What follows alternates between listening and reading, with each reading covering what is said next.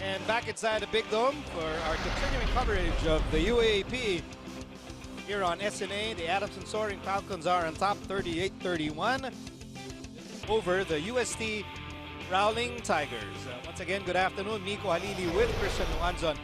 And Christian is going to break down the reasons why the Soaring Falcons are in. And yes, I am settled already.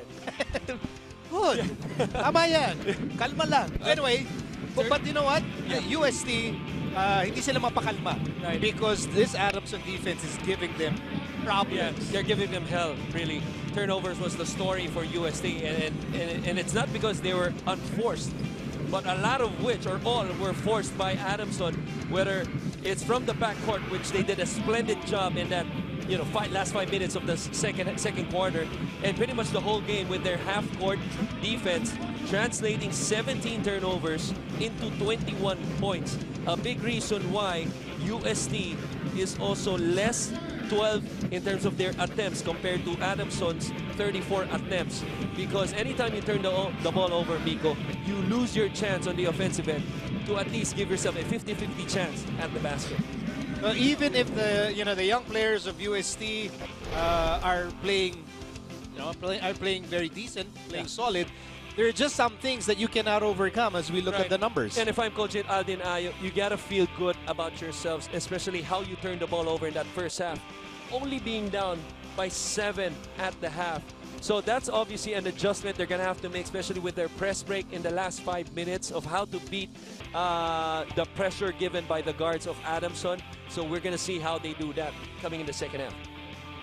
Also, the three-point shooting is something that that you're very concerned with, because you look at the leading scorers. Adamson, they're very happy. Vince Magbuhos has 10, and Misi has 7. But on the other side, you don't see Renzo Subido there.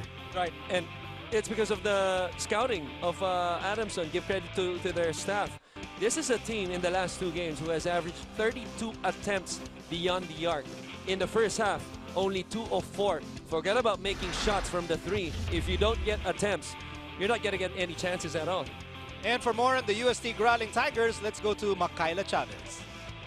In the dugout, the mood was nothing relaxed nor complacent. The Tigers were focused as Coach Ayo reminded his team to stick with their game plan.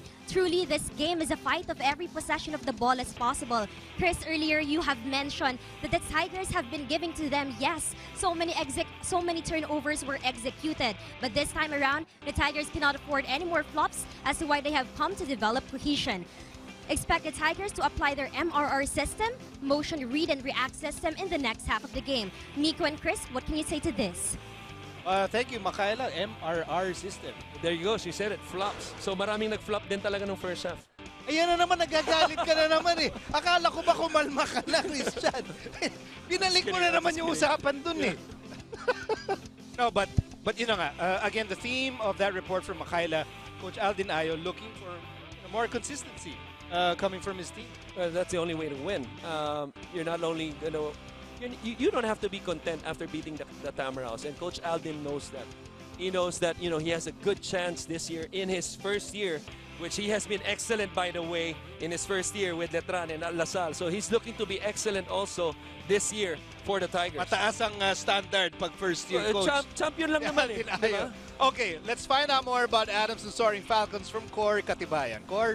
Mico and Christian, you mentioned earlier about the discipline of the Soaring Falcons, and I have to say that the kind of mentality that Coach Franz Pumarin instills in these boys is a big factor to why they remain undefeated. It's also interesting that you mentioned earlier about the maturity of the team that they are showing on court, and it's interesting because one of the problems that Coach Franz was foreseeing was the immaturity as the team remains with 8 holdovers and 8 rookies. He was looking out that their short experiences would come out on court. But as you can see today, it is very evident that the Falcons are more than capable of remaining as one unit no matter what. Vince Magbuhos has also made a big difference after shooting 10 points, and he is not stopping now. After this coming into this third quarter, Coach Franz told the boys that they have to put the pressure on the Growling Tigers. Back